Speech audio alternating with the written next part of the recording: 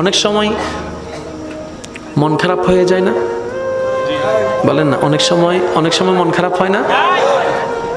মন খারাপ হলে জানে কি শুনেন? আয় হায়, অনেক সময় মন খারাপ হলে আমরা গান শুনে মন ভালো করার চেষ্টা করি। এটা কি চালাকি না বোকামি? আপনি নিজে একটু বিবেচনা করে দেখবেন। কারণ গান আপনাকে আমাকে সর্বদা অতীতের দিকে নিয়ে যায়। আর আমাদের অতীতে সুখ বেশি না দুঃখ বেশি?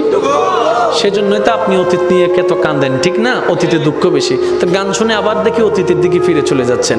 আমি বলি বোন, আমি বলি ভাই, মনটা যদি বেশি খারাপ হয়, অনেক কিছু তো ট্রাই করেছেন, সাময়িক কিছুটা শান্তি পান, আবার সে আগে ডিপ্রেশনে চলে যাচ্ছেন মন খারাপে। এটাও ভাল লাগে না, সেটাও ভাল লাগে না, কফিও ভাল লাগে না, চাও ভাল লাগে না, কোনো কিছু ভাল লাগে না।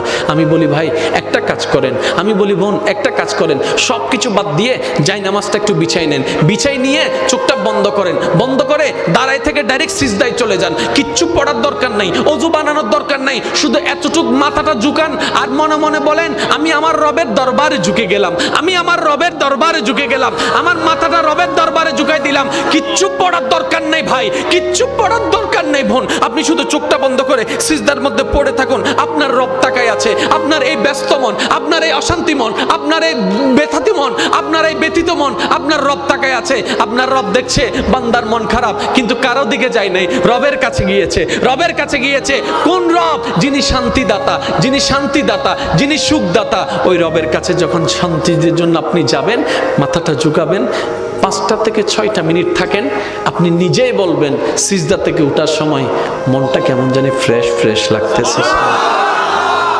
কখনো মন খারাপ হলে করে দেখবেন, নগদ নগদ প্রমাণ পাবেন।